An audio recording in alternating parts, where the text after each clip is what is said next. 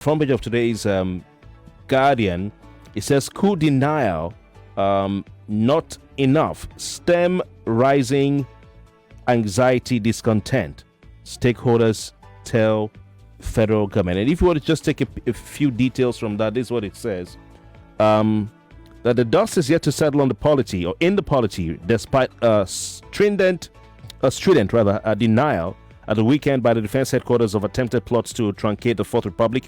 It says, yet all eyes are on the president this week as government officials shrug off anxieties and concerns over coup rumors.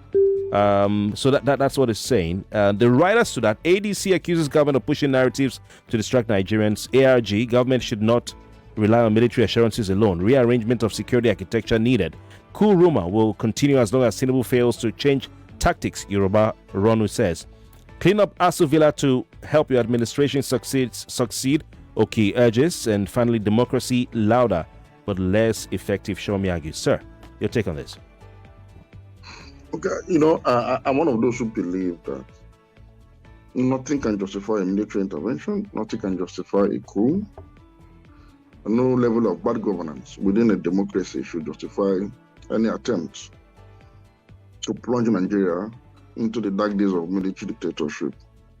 I'm a firm believer that the day Nigerians themselves wake up from their slumber and the day we have a well-guided, a philosophical, morally upright opposition, it can galvanize enough of people power to thwart, to neutralize, and to circumvent any form of electoral subterfuge by underperforming incumbents trying to rely on their powers of incumbency. I believe that people power can dissolve any of such machinations within a democracy. And so for me, whoever is not happy, and I know a lot of Nigerians are not happy with the current administration or the state of our democracy. I think the solution is not and will never be in a military dictatorship. The solution, rather, is to deepen democracy in Nigeria. You see, let me say this today. Our democracy suffers from two elements. One is failure of government. The other is failure of opposition. Sometimes we focus so much on failure of government without realizing that the reason why government is failing most times is that there are no alternatives to what they are doing, and they know.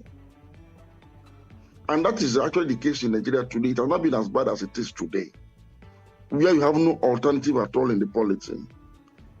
You see, I say this because if you look at the UK, we are one of us, so to say, Kemi Badenoch is the leader of the opposition. You discover that there is as much scrutiny on activities and her performance as the leader of the Conservative opposition party in the UK as it is on Keir Starmer, who is the Prime Minister and the head of government. That is, the media, the civil society, the citizens hold both opposition and government equally accountable because they know that one reinforces the other. And without one, the other will become tyrannical. In the US today, for instance, there is this talk across the media spectrum in the US that the Democratic Party must reinvent itself. Otherwise, the Trump era might outlast Trump presidency. So there is talk about, look, come up with new ideas, go back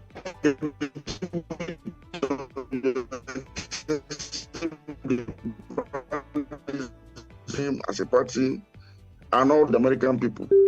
Now, if the ruling party is not performing well, we have other parties in the system. We have parties in the parliament that are not of the ruling party's talk. We have parties that are controlling some states. Can a Nigerian tell me the difference between any political party that is controlling one state or the other? The difference between a state controlled by the APC and one controlled by the PDP. Can anybody tell me the difference? Fundamentally. The party logo. That's all. That's the only difference. Go to the National Assembly. Can you tell me the difference between the conduct of an APC parliamentarian as different from a PDP parliamentarian that is in opposition or Labour Party? Can anybody tell me the difference? Absolutely not. But when you look at the South African Parliament I don't need to tell you what Malema and his EFF represents. As a Nigerian just watching SABC and seeing a glimpse of their parliamentary session, you could tell what Malema and his folks stand for. They're a thorn in the flesh of the government. Yes. Exactly. You can tell what the DA stands for. You can tell what the ANC stands for as well.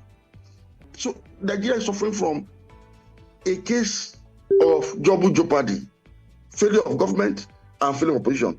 And to fix failure of government is to fix the opposition.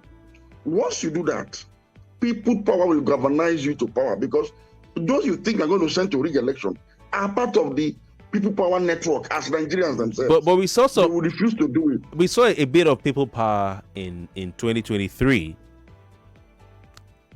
And that is why I've been in pain that part of the failure you're facing today, part of the citizens' inertia, part of the apathy, part of the deciding to face today, is the failure of the Labour Party MPs and other elected officials who have betrayed the obedient democratic revolution that happened in 2023, which gave Nigeria an opportunity to have consolidated on our democracy.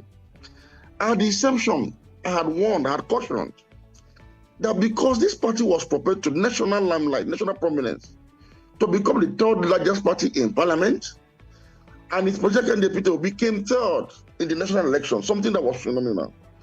I had cautioned that the MPs, members of parliament of the Labour Party, for those in the Senate, they must be truly distinguished. For those in the House of Reps, they must be truly honorable. And those that were elected as governors will be truly excellent in their conduct. You know why?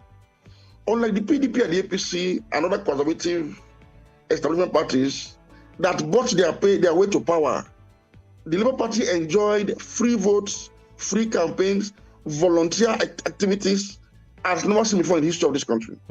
So they have no reason and no excuse to betray this base that defeated APC, the strongest hold in Lagos, defeated PDP, the strongest hold in Abuja, to see them to power. Unfortunately, nobody listened, guide them properly. And today, people are now feeling that, okay, now if you don't want Tinubu and APC, what if we made the same effort we made in 2023 and some people get there and behave exactly the same way? Okay, but those who said they behaved. Okay. That's what I'm saying. We need to also fix opposition as much as... All right. Majeed, let's move on. Let's move on from this military story. There's a lot in today's Daily Trust. For instance, they say an ex-governor is under watch. This is so interesting. It reminds me of the 80s and 90s when you'd see in some of the papers, Tell Magazine, Newswatch, the news and all that, of some of these stories. It seems we're back there. We didn't mention Coup, DHL. And then they sent some people are urging the military to reveal identities of the officers involved.